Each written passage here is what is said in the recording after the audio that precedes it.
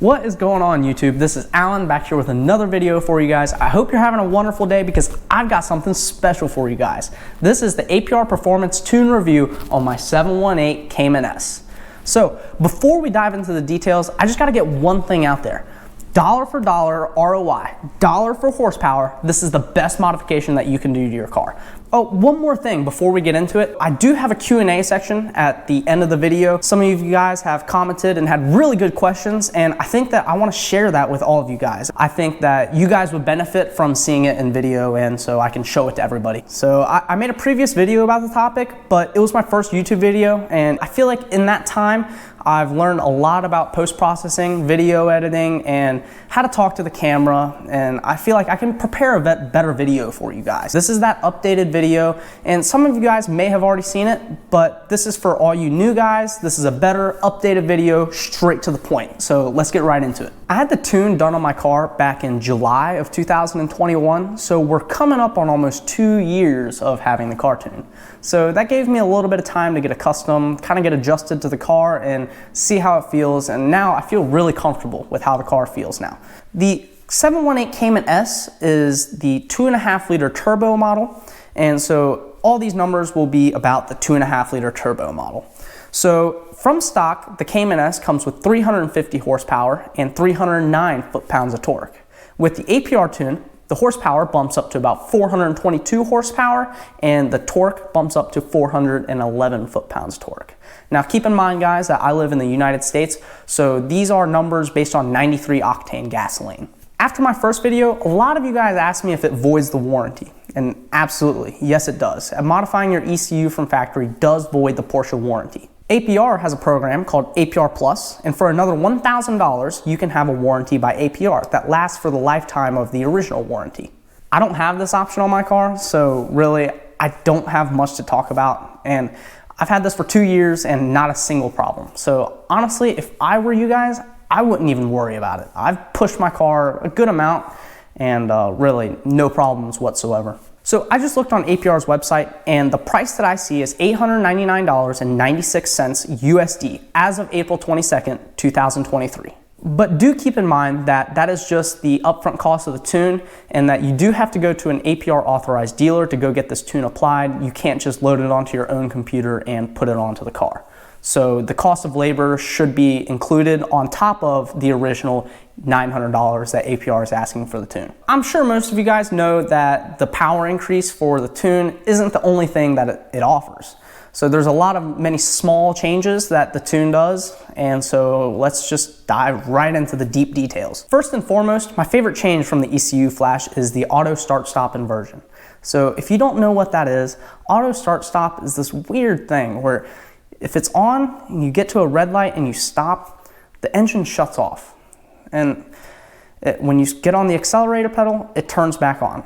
And I think the reason behind this is emissions, but let's be honest, guys, really, who cares? What the ECU tune does is it actually inverts it. So in this car, the original setting is that it's on. When you turn the car on, the auto start-stop system is automatically turned on. And every time that you get in the car, if you want it off, you have to hit the button. So the ECU actually inverts that to where you actually have to hit the button if you want it on, and it defaults to being off.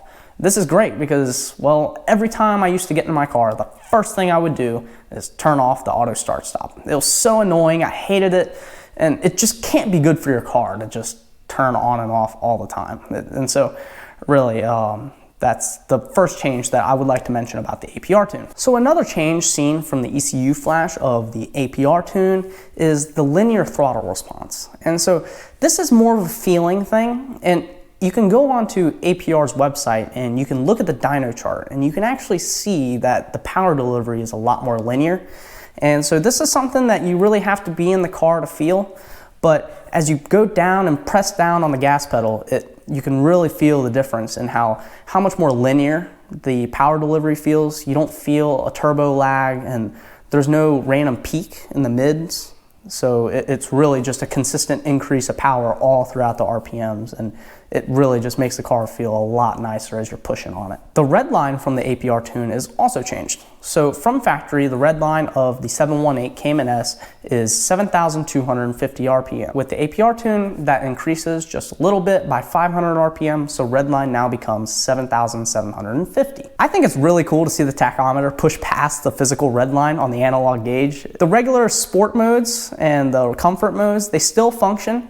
So if you have Sports Chrono and have Sports Plus, all three different modes will have a different feel. But if you're like me and you don't have Sports Chrono, then the Sport mode will act as the same as the Sport Plus mode in terms of how much power and torque is available for use. So just because you don't have Sports Chrono and you don't have that next level, by getting the APR tune, you're not really losing out on anything. Just having Sport mode, it'll be the same as having the Sport Plus with the Sport Chrono. Another cool change seen with the APR tune is the ability to brake boost. For those of you guys who don't know what that is, it's usually used in roll races. So how it works is that you maintain throttle where you use your left foot to press the brake pedal. So that allows you to press the gas a little bit more and you can build boost. So when you let off the brake and push down on the gas, you've already built up some boost and gives you a slight advantage in a roll race. This also works for left foot braking, and it kind of works in a similar way where you're using your left foot to brake and the boost pressure is maintained, and as you come out of a corner on a track, then you still have boost and you're able to come out of that corner just a slight bit faster, cutting out some seconds.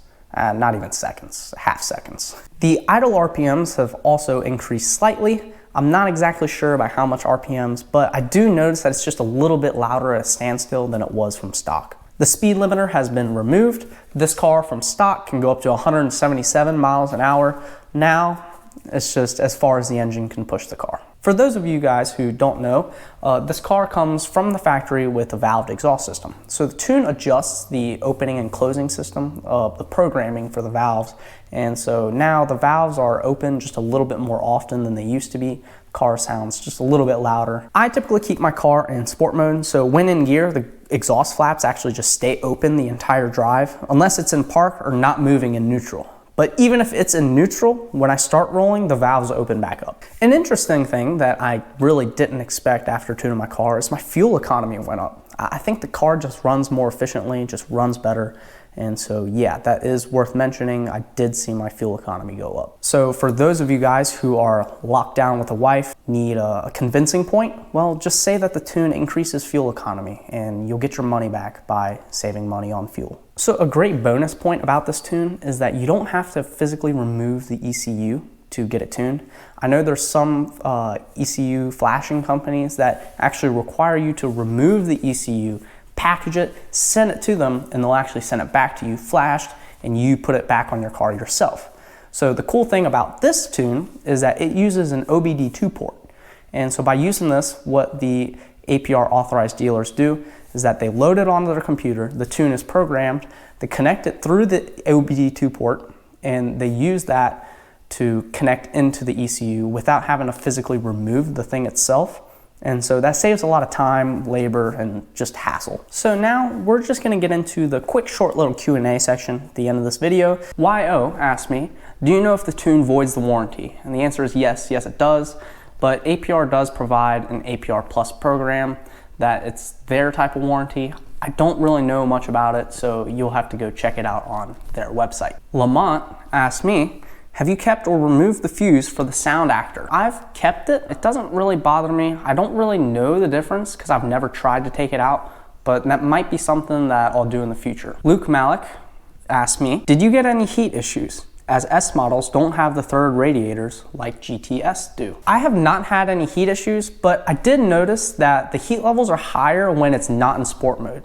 When the valves are closed all the time, I do notice that my oil temps go up by about 20 degrees to around 220 degrees. Whereas on a cool day with the valves open, I usually see like high 190s. And once I start pushing it, I start getting into like the mid 200s. But with the valves closed in comfort mode, I do see like 220, 225. I do see it get around there on the hot summer days with the valves closed. Also, I do know that they sell third radiator kits for the Cayman S, but that might be something that I do in the future, but I think that that's more catered towards people who track their cars who are really going through some heat. And if you are gonna track your car, I would say that that's almost a requirement, because mid-engine cars, that's really the limitations, is the cooling is really difficult because it's really just in the center and it's just enclosed. So cooling does become an issue on these mid-engine cars. Dan Thomas asked me, he said that he has a 718 GTS 2.5 and lives in Louisville, Kentucky. And he said that he's interested in where I got my APR tune and if I would recommend them. So I got my tune done by Dubworks in Cincinnati, Ohio, and yes, I would recommend them. If you don't have any reputable dealers in Louisville, Kentucky, I would make the trip up to Cincinnati. It's maybe a 2.5 hour drive? Not that bad. So Dubworks did a fantastic job. They're great people there, and so I would highly recommend them. So guys, that's it for the Q&A section and the video. I hope you guys found the information really valuable. I'm not sponsored by APR. This is just a true owner's review, my experience after 2 years of tuning the car. This is no bias, and I hope that you guys take this information and do what you want with it. I would recommend this. I would highly recommend this tune.